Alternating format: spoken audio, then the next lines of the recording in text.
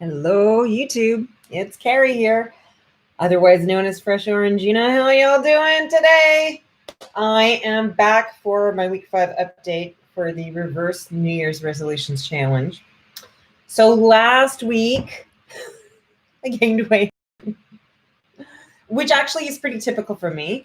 I do have a lot of hormonal-based fluctuations throughout the month. So I wasn't that rattled by it. Yeah, it's frustrating. So today got on the scale and I'm just like a half pound under 150. So I broke that number limit at 150. I'm very pleased with that. And yeah, it is going slow, but at least it's going. So I'm good with that.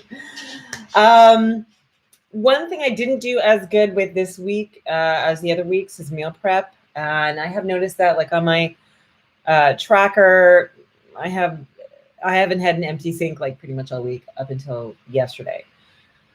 I had a very, very busy week and I had to get through a full day project that I've been putting off for quite a while. And so that was basically the day that I would have used for my meal prep. So I'm going to give myself grace for this. I'm not going to beat myself up too much about it.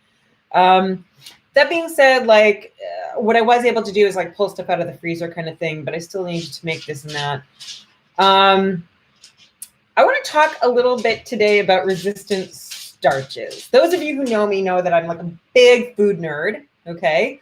I have a diploma in food technology, and I just started my own companies to make commercial food products. So the research behind nutrition is really, really key for me. And it's something that I really want to extend to the weight loss surgery community and help you guys understand food better. A lot of times we go by, what our experts tell us. And I think that's the best place to start is your bariatric program that you went through. Your surgeons and nutritionists and dietitians will have some very, very good advice for you. The further out we go, we try and see what works for us a little bit more, because sometimes the advice of a particular program is not necessarily suited to our lifestyle or our genetic makeup. So I've done low carb a lot of the past 5 years or so. But I've recently done a little bit more research into resistant starch. Now, starches are interesting because often we see starch on the label. We just think, it's carbs, it's just going to stick to us. We're going to digest it, absorb it, turn it into fat. And it doesn't always work like that. Starch is the interesting compound, and that it has a lot of different structures.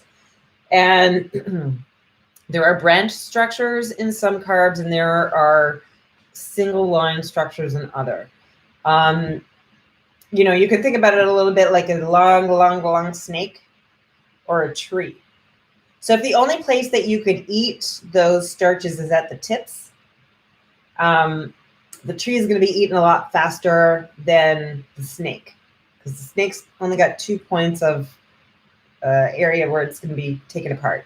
Whereas the tree is all branched, right? And can be digested at multiple points. So that's why simple carbs that are highly branched digest so easily. Those are the ones that are going to hit your bloodstream and is going to cause that insulin reaction. And that's going to go over the livers and it's going to affect your metabolism. Resistant starch is a little bit different. So basically it's not digested in your small intestine.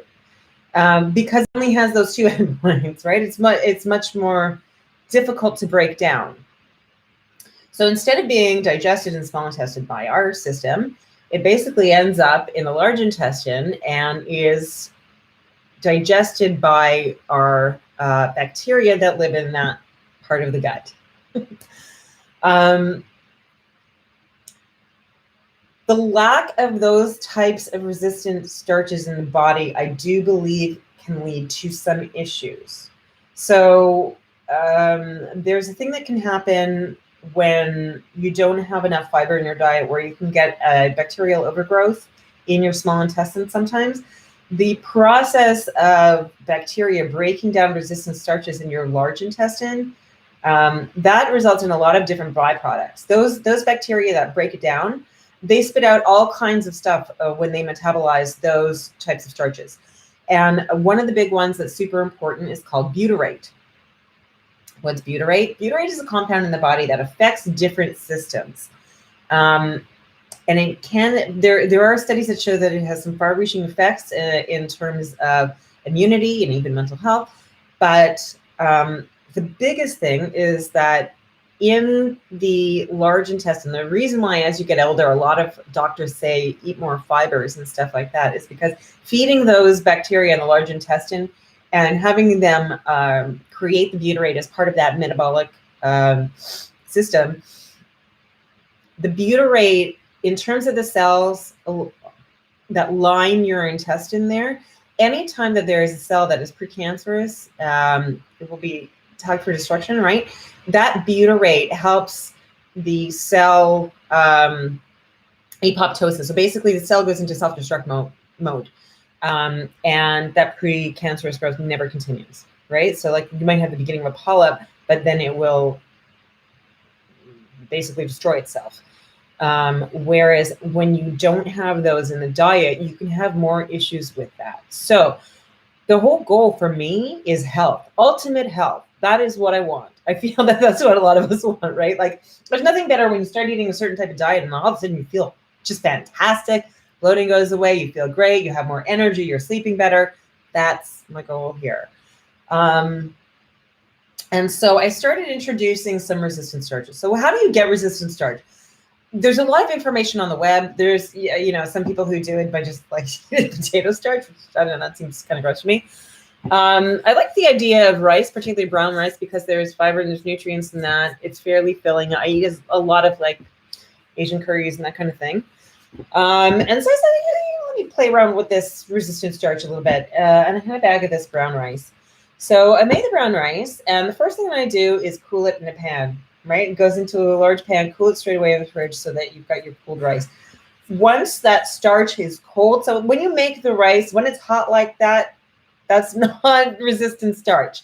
It has to cool in order to change the structure of that starch. When it cools down, it changes the structure, and those cooled, the cooled rice or potatoes or whatever it is that you might be preparing, a fair portion of those starches convert to resistant starch. And so it won't really affect your blood sugar so much. One of the ways that I sort of like see how this is working and not really disrupting what my body is doing in terms of metabolic processes for my own fat metabolism is that generally when I go low carb, I get the night sweat thing. And that's like an overnight thing where your brown fat cells are burning off your adipose tissue as heat, right? And that's why like you get like sweats, and it's usually like your head, your chest, your back, like, you know, you wake up with like a pillow. It's gross. It is kind of gross. But generally on those days, I get on the scale and I see, you know, a lot of progress. So if I can still be incorporating these resistant starches, but have that effect, it means that it's not really messing too much with the way that I'm working my body's metabolism.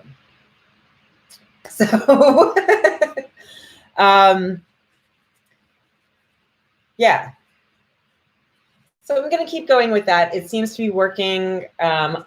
The weight loss is still going very slow. I do expect to see a bit more of a push next week because, like, yeah, the cycle thing, hormone thing totally messes with me. I don't want to make this too long. Happy Hanukkah to anybody who's celebrating Hanukkah. It's Hanukkah today. I hope everybody is doing well on their own journey. If you've been participating in the Reverse New Year's Resolution Challenge, I would love to hear from you down below and see how you're doing with the goals that you've set for yourself. That's about it. Okay, I don't want to make this too long. I'll see you guys next week. All right. Bye.